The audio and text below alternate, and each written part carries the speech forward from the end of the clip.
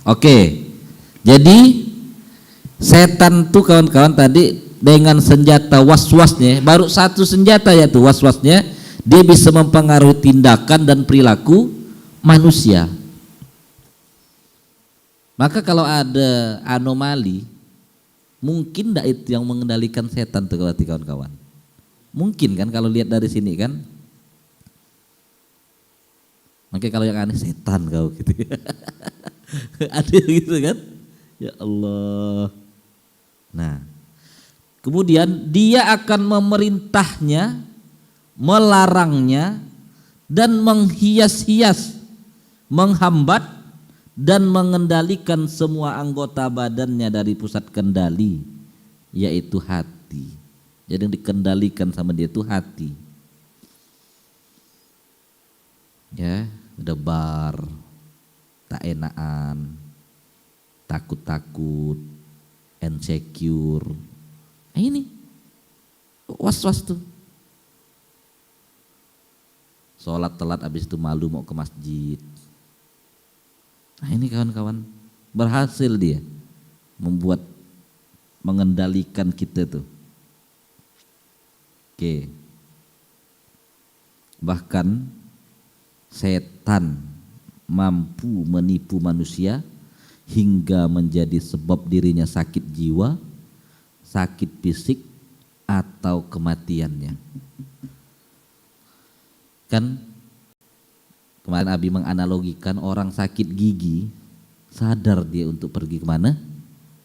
Ke dokter gigi. Kalau orang sakit ya hidung, dia sadar pergi ke dokter THT. Nah, cuman kalau dia kawan-kawan sakit jiwa, dia tidak sadar untuk pergi ke rumah sakit jiwa. Betul lah. Bahkan mau dibawa pun tak terima. Iya kan? Iya. Maka yang dikhawatirkan sekarang yang banyak itu malah sakit jiwa. Sakit jiwa ini kan kawan-kawan bukan juga gila. Kalau dia cinta dunia bisa juga disebut dengan gila, betul lah? Gila dunia. Kalau dia ngejar jabatan bisa enggak disebut gila? Gila jabatan. Sama. Jadi berarti sakit gila ini lebih banyak enggak? Lebih banyak. Sakit. Nah, jadi yang namanya gila ini banyak macamnya. Suka perempuan, gila perempuan. Hah? Nah, ke gila. Yang belajar, ternyata ada juga. Itu pun juga gila belajar, ada namanya. Ini saya ketawa-ketawa nih, ada baca dalam buku ini. Hambatan-hambatan dakwah nih kawan-kawan. Jadi orang yang suka belajar itu pun termasuk hambatan dakwah. Saya baca di sini ya. Ngeri-ngeri.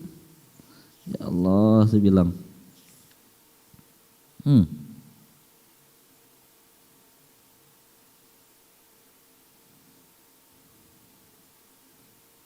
Berlebihan belajar. Banyak, nantilah kita pelajari. Ya, hambatan-hambatan dakwah yang itu tuh relate dengan kehidupan kita. Yalah, nantilah. Oke, itu dulu. Kita pahami dulu bahwa musuh kita tadi ini kawan-kawan yang namanya setan melemahkan kita itu dengan berbagai macam cara dan dia tuh nggak nampak. Nah, itu. Tahu nggak, konflik antara setan dan manusia itu sudah dimulai sejak penciptaan Adam. Ya, kita lihat di Quran surat Toha ayat 116 sampai 117. Ini saya bacakan. Apa kawan-kawan tulis aja. Oh, konfliknya manusia dengan setan ini udah berlaku dah. Nah, sejak penciptaan.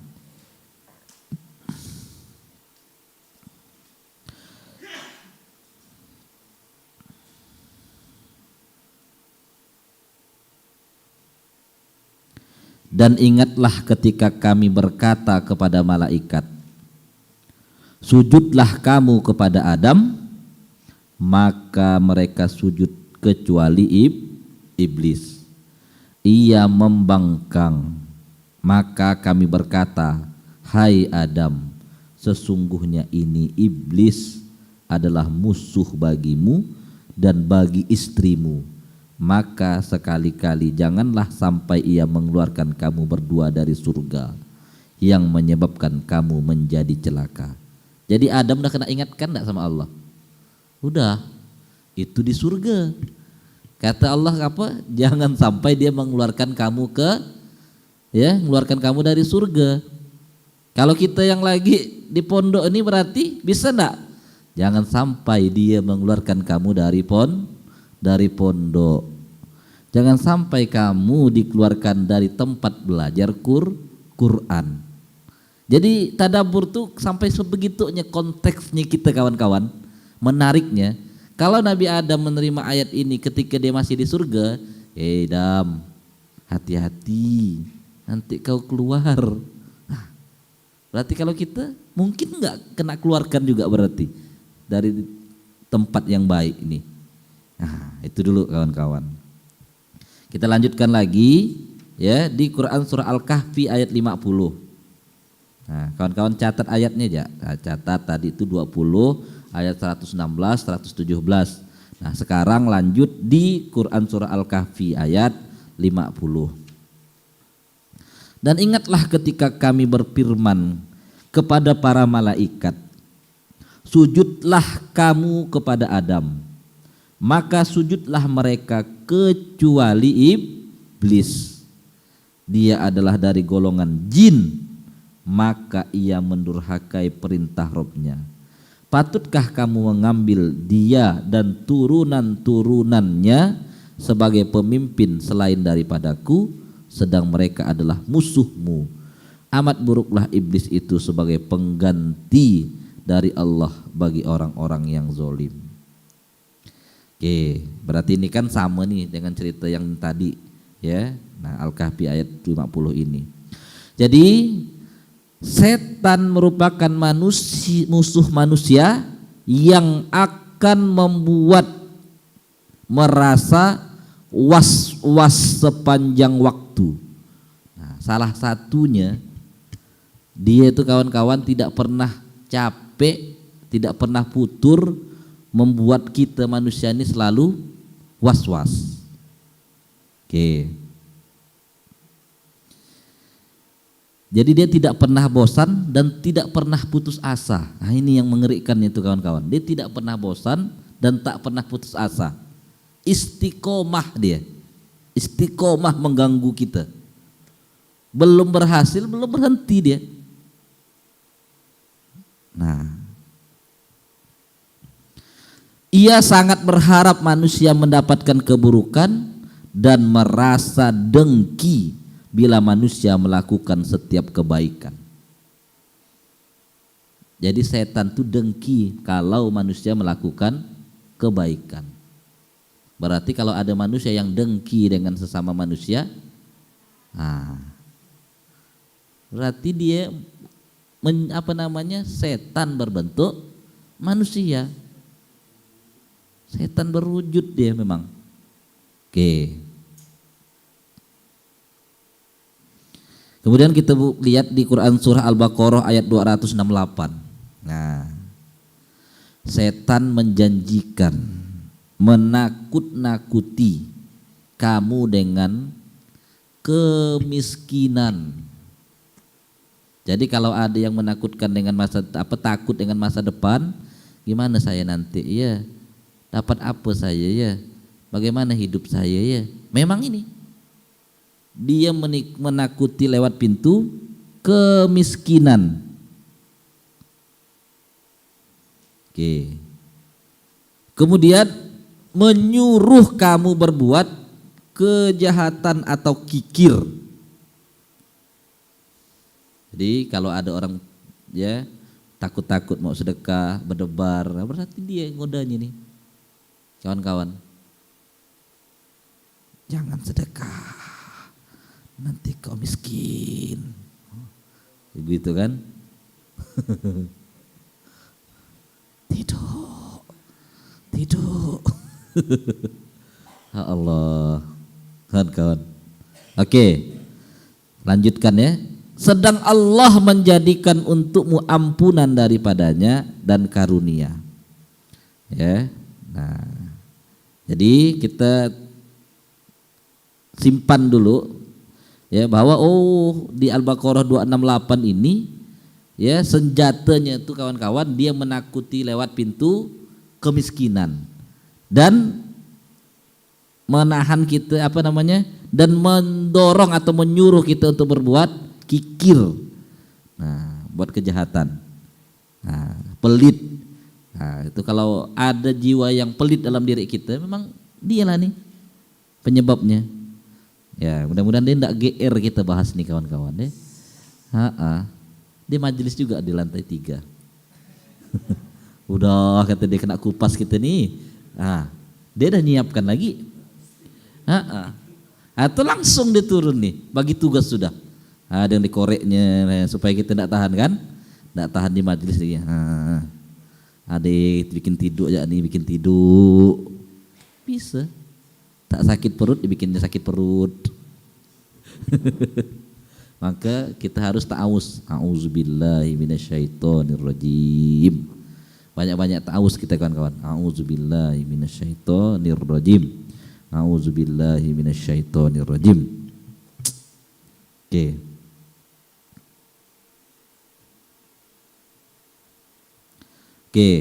Jadi benar enggak kalau begini setan nih menjadi musuh yang sejati kawan-kawan?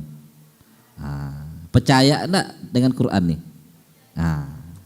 Kalau ada yang tak percaya bahwa setan itu adalah musuh sejati, kita bahas lagi ayat berikutnya. Di surah Yasin ayat 60 ya 62.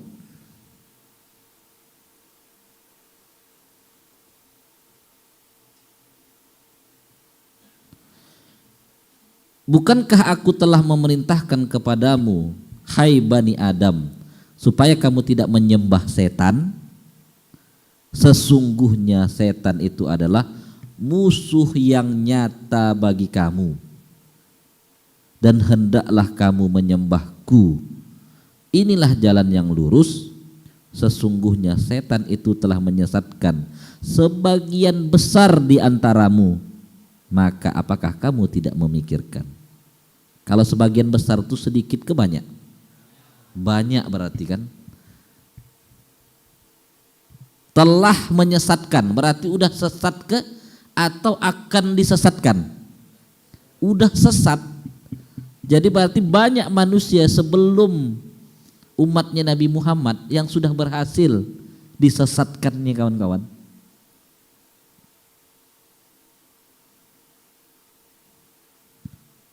Yang zaman dulu itu tidak banyak variabelnya dia berhasil menyesatkan, apalagi yang sekarang banyak sekali alatnya, medianya, senjatanya untuk menyesatkan kita. Yang benar menjadi salah, yang salah menjadi benar. Betul lah kira-kira? Tinggal di framing kan? Di framing. Yang salah diulang-ulang menjadi sebuah kebenaran, yang benar sekarang tuh kawan-kawan menjadi tabu. Nah, itulah yang menjadi challenging sekarang. Guru menasihatin murid satu kali mungkin sehari, dia mendapatkan informasi yang salah bisa 10 kali. Mana yang dipakai oleh dia? Yang 1 kali atau yang 10 kali? Yang 10 kali. Orang tua mungkin menasihati anak, ya 1 kali dia dapat 5 kali informasi sendiri. Kalau orang tuanya nasihati anak, sekarang pun orang tua dah tidak sempat menasihati anak, dah tidak sempat kebanyakan kawan-kawan. Banyak anak-anak sekarang itu tuh mau balik ke rumah aja tuh malas, gitu, tak seru gitu balik ke rumah. Nah, kan lebih mengerikan ya. Oke, kita lanjutkan lagi ya untuk meyakinkan bahwa setan ini adalah musuh yang nyata. Tadi udah jelas kan di Quran surah Yasin ayat 60 sampai 62. Sekarang kita buka di Quran surah Fatir ayat 6. sesungguhnya setan itu adalah musuh bagimu, maka anggaplah ia musuhmu, karena sesungguhnya setan-setan itu hanya mengajak golongannya supaya mereka menjadi penghuni neraka yang menyala-nyala. Nah, oke. Banyak sekali yang menyatakan ayat ini tentang bahwa setan kita itu musuh yang nyata. Itulah kenapa kalau ada berselisih sesama kita, ya jangan sampai setannya yang menang. Karena salah satu juga kesukaan dia adalah mengadu domba, membuat kita memang berselisih, berprasangka, ya. Nah maka kawan-kawan, kalau ada hal-hal seperti itu, jangan sampai dia yang menang, tetap bertepuklah dia. Nah gitulah.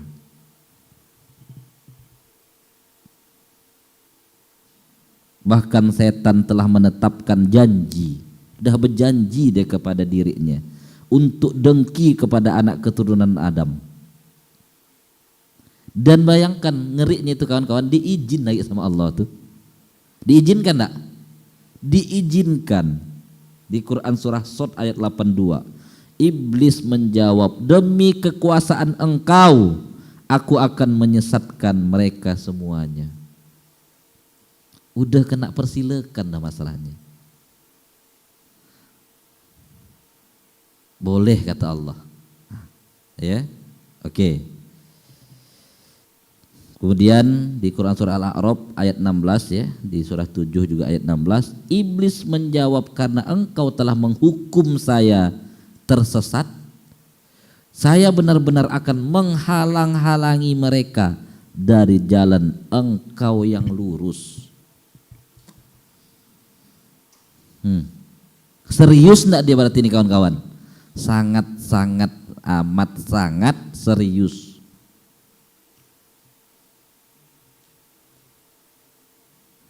Terus bang, yang menjadi pertanyaan, kalau udah seserius itu, apalah ya senjata yang bisa menjaga kita? Berarti kita ini kan sudah jelas nih kawan-kawan, hari-hari berada di medan perang. Medan perang sesungguhnya hari-hari. Bahkan tidur kita kalaupun diintai sama dia. Betul lah kira-kira tuh. Sampai kita nanti mau mati, udah mau ya sakratul maut, masih ditunggu enggak sama dia? Masih ditunggu sama dia kawan-kawan. Terus kira-kira apalah senjata yang bisa kita ya yang harus kita punyai supaya kita bisa menang nih kawan-kawan, kalau udah seserius itu dia? Hah? Coba cari ayat Qur'annya.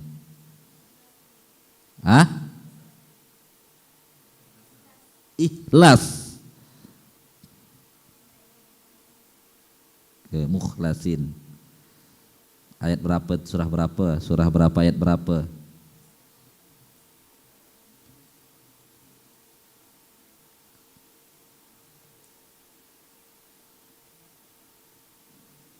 Coba buka ayatnya kalau coba. Jadi kan ini kita udah tahu dah berarti musuh kita yang jelas itu setan, dan dia tiap waktu. Bayangkanlah kalau bicara ranjau, kalau kita berada di medan perang, ranjaunya itu banyak sekali kawan-kawan. Udah enggak bisa bergerak kita, di depan ada ranjau, kiri ada ranjau. Ini bukan hanya ranjau, ranjaunya dah tidur dengan kita dah. Ini handphone nih ranjau. Ada kami, ya itu kan ranjau tuh. Oke. Udah pergi ada kami, easy case kata dia. Itu ranjau.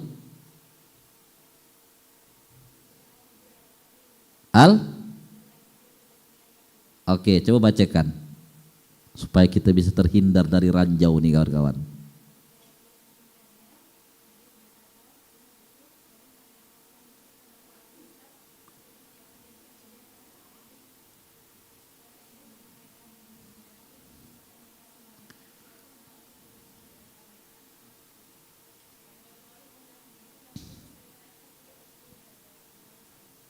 Oke, salah satunya adalah yang tidak bisa diganggu oleh iblis, yaitu orang yang mukhlasin. Oke. Kemudian di Quran surah Toha juga kawan-kawan, ayat 123, ayat 124. Kita baca dulu yang ini ya. Betul, salah satunya tadi senjata kita mukhlasin. Ini di Quran surah Toha 123 124. Allah berfirman, turunlah kamu berdua dari surga bersama-sama. Berarti Adam ini dah kalah enggak nih? Dah kalah dah nih. Tadi kan awalnya diingatkan supaya untuk hati-hati, waspada. Nanti kau kena turunkan. Nah, ini sudah kalah ini, sudah turun. Turunlah kamu berdua dari surga bersama-sama, sebagian kamu menjadi musuh bagi sebagian yang lain.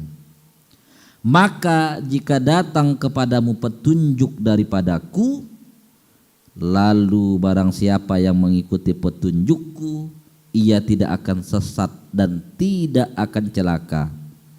Dan barang siapa berpaling dari peringatanku, maka sesungguhnya baginya penghidupan yang sempit, dan kami akan menghimpunkannya pada hari kiamat dalam keadaan buta.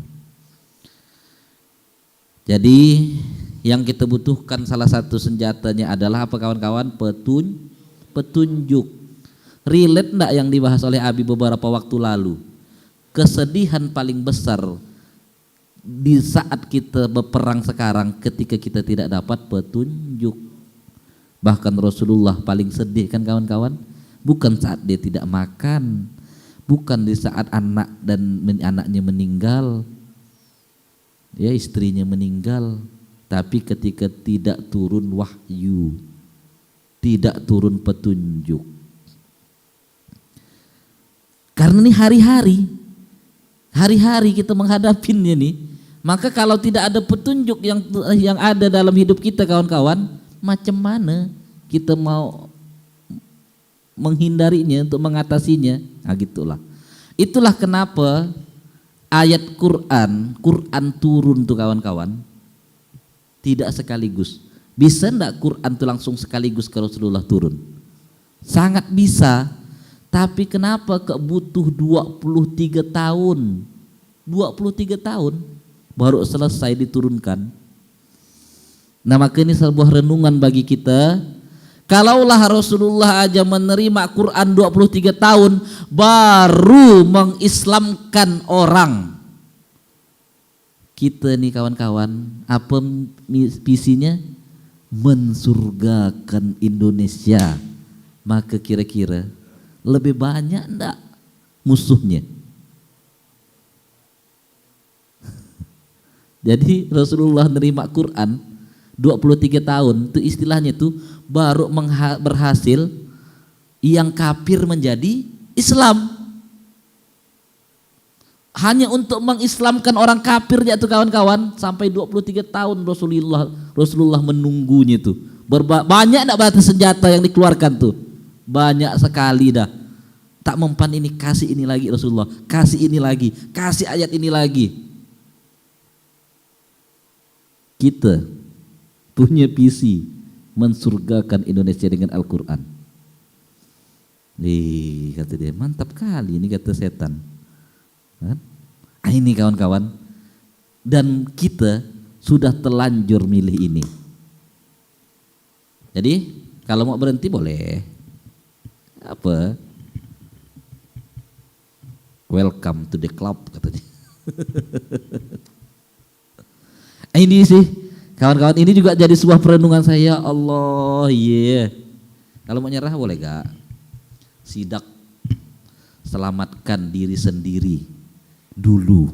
Boleh juga. Sidak gitu. Kita rubah gitu besok. Selamatkan diri sendiri dulu. Sidak juga kan? Sidak, selamatkan diri sendiri dulu. Nah gitu. Dengan Quran.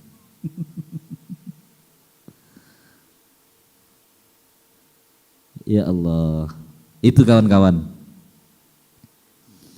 Jadi dengan demikian senjata manusia dalam peperangan hidup ini adalah petunjuk yang diturunkan olehnya kepada para rasul. Senjata nih Quran ini mana?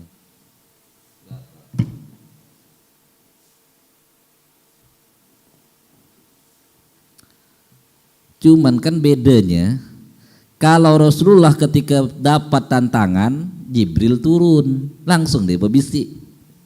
Kalau kita nih udah satu Quran, maka kalau kita lagi menghadapinya tidak langsung.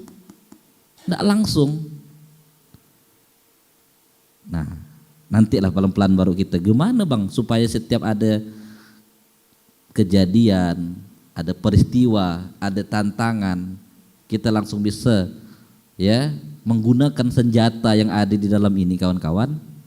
Nah, pelan-pelan kita pelajari. Ya. Oke. Pokoknya sekarang yakini dulu senjata untuk kita bisa menang dari peperangan yang musuhnya tadi setan, Quran. Nah, ini dulu. Petunjuk yang ada di dalam Quran. Kalau kita tidak yakin, pastilah kita tidak semangat. Mana bisa? Harus kita yakini dulu. Sebelum kita bisa menggunakannya kawan-kawan, kita harus yakin dulu. Karena kalau kita sudah yakin, kita akan serius mempelajarinya. Misalnya itu, ketika ada musuh, kita melawannya ini pakai tank. Sebelum kita mau serius mempelajari mengoperasikan tank, kita harus yakin tidak dulu bahwa tank ini bisa melawan. Betul lah? Harus yakin dulu. Karena kalau tidak yakin pasti kita malas-malasan. Apalah pakai tank ini nanti kena bom pun hancur gak? Nah gitu Pak. Nah, pertama harus yakin dulu kawan-kawan. Berarti senjatanya petunjuk yang ada di dalam Quran.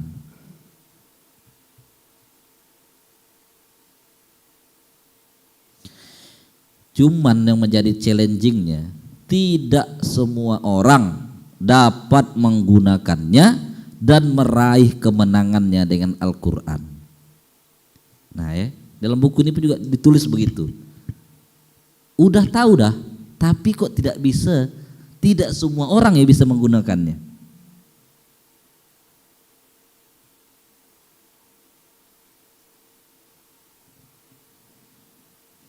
Nah, maka kawan-kawan mau enggak mau ya,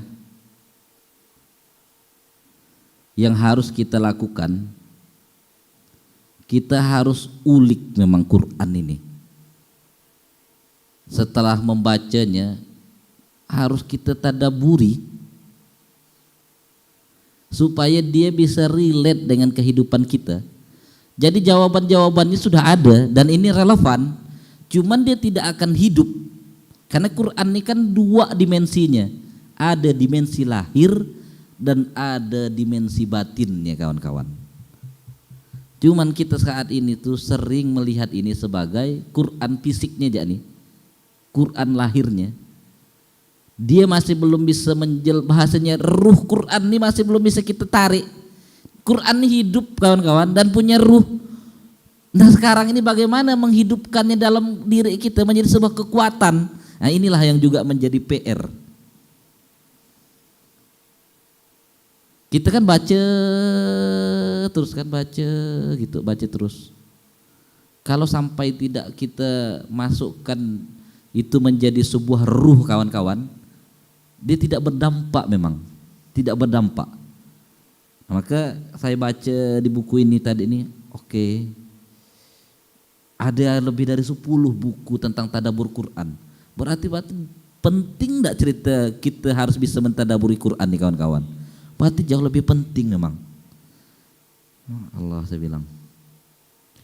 Ya maka inilah yang harus mestinya kita hidupkan. Harus kita yakini ekosistem kita nih, masjid kita, pondok kita kawan-kawan banyak keberkahannya karena kita menghidupkan Quran. Menghidupkan Quran itu salah satunya lewat tadabbur. Nah ini yang harus kita jaga ya. Kita jaga. harus kita yakini Allah besarkan kita tuh karena ada Qur'annya. Banyak masjid kawan-kawan di Indonesia ini 1 juta. 1 juta masjid. Tapi kata Bang Ican hanya beberapa masjid yang turun ke Aceh. Masjid kita sekarang pun lagi perlu duit gak? Masjid belum selesai. Banyak yang belum selesai. Tapi masjid ini bela-belain bantu masjid lain, bantu orang lain kan. Nah itu harus kita yakini. Kenapa kok bisa? Karena ada Qur'annya kawan-kawan. Quran yang hidup. Dulu banyak tamu-tamu kita datang, seru datang ke Ismuhu ini. Apa Pak kok bisa berkesan? Kenapa Bu? Quran di sini terasa hidup. Ayo kawan-kawan, ini yang lagi coba kita hidupkan. Menghidupkannya itu dengan 1 ayat, tapi kita kepung bakul dengan berbagai macam program. Salah satu menghidupkan Quran, munculnya program-program kawan-kawan. Dan teman-teman ngerasa enggak sekarang berprogram yang ada di Ismuhu itu sudah mulai berkurang, bahkan banyak yang hilang. Banyak yang hilang kan. Hikmah tuh mulai turun biasa ke kita. Itu karena kita sibuk, karena banyak event, banyak agenda. Ini kok saya enggak ngelihat rezeki yang dari Jambi ya? Hah? Pak, baru 2 hari dah balik Askop.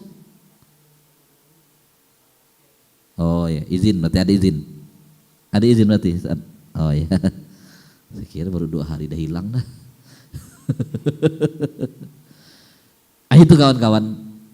Maka saya bilang kemarin ke siapa ya? Udahlah, saya mau mulai, mau terlibat. Cuman ini saya 2 hari lagi mau berangkat umroh. Ya, mau menghidupkan supaya ngaji bahagia nih ramai. Kita akan adakan makan malam gratis. Ya. Kemarin saya bingung siapa mau saya kasih amanah. Ini adalah, nah saya rencananya mau ikutan turun, ngajak kawan-kawan siapa yang mau terlibat ikut ya. Ayo sebelum kita ngajak orang ngaji nih, kita buat loh makan malam gratis kawan-kawan. Karena mazhab yang tidak ada penolakan yaitu mazhab Kampung Tengah. Apa itu? Makan. Enggak ada tuh.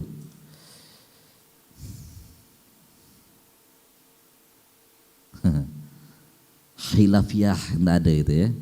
Ketika orang lapar gitu, baca Quran. Karena makan nasi masih khilafiyah. Ada enggak? Enggak ada. Jadi tidak ada penolakan. Nak di masjid manapun, di mazhab apapun, kalau lapar tuh makan. Dan orang setelah makan, dia akan mudah belajar Quran. Kalau dia udah kenyang kawan-kawan, dia pasti betah duduk di masjid. Tapi kalau lapar berkeroncongan, tak mungkin lah dia. Nah maka kita tidak perlu makan gratis habis itu ngaji. Nanti kita buat ya dulu makan gratis ya ba'da maghrib. Kita buat dulu. Otomatis orang ramai tidak sholat maghrib. Dia sholat maghrib dulu, habis itu makan. Kita lihat nanti 1 minggu udah ramai, baru pelan-pelan kita ajak ngaji. Tapi kalau di awal-awal ya makan gratis, ngaji dulu baru makan. Di awal dah kita sampaikan. Datang enggak mereka? Enggak datang dia. Pasti enggak datang. Nah maka strateginya kita akan launching dulu ya makan gratis. Ya makan malam gratis di Masjid Ismuhu Yahya. Enggak usah banyak.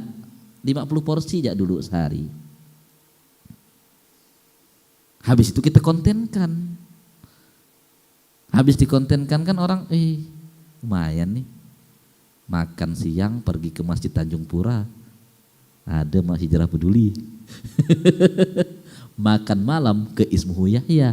Itu aja dulu minimal. Siapa yang mau ikutan? Saya ngajak. Ada yang mau ikutan enggak? Alhamdulillah ramai ya. Gitu. 1 bulan pertama kita modalin lah. Kita modalin dulu 1 bulan pertama. Mulai dari 50 porsi. Sesuai dengan rencana kemarin, emak-emak kemarin yang di wisuda, itu kawan-kawan kita naikkan level jadi pengajar. Jadi ngajar ngaji, bisa dah mereka ngajar alif bata, itu udah bisa. Jadi nanti kan otomatis kalau orang makan malam ramai, kelompok ngajinya akan ramai. Kalau kita santri-santri yang ngajar semuanya kan tak cukup. Mereka yang ngajar kemarin yang kita wisuda, dan inilah keren. Dari tidak tahu ngaji menjadi tahu ngaji, naik level menjadi guru ngaji. Mak-mak yang belum siap untuk ngajar, kita minta tukang siapkan makan malam. Mungkin tahap awal levelnya itu tidak terlibatlah dulu masak. Tapi mereka tukang siapkan dulu ininya. Apa namanya, kalau udah siap tuh ada yang tukang jaga, ada yang ini gitu-gitulah ya. Nah. Oke. Makan malam gratis di Masjid Ismu Yahya. Cobalah kita lihat ya. Datang enggak orang tuh? Menurut keyakinan kawan-kawan datang enggak? Datang sih pasti. Minimal kita yang di dalam ini pun datang kan? Kalau enggak, dan coba kita siapkan lauk tuh, bukan lauk yang apa adanya, kita siapkan lauk yang terbaik, enak gitu. Dari situlah nanti masuklah orang-orang yang mau ikut mau berkontribusi. Ada ngasih pisang. Ustadz Anggi ya sekarang tuh kawan-kawan hampir tidak keluar duit karena dia bikin program, siapa yang punya makanan lebih ya bawa ke masjid, simpan di freezer masjid. Kalau banyak kami siap jemput.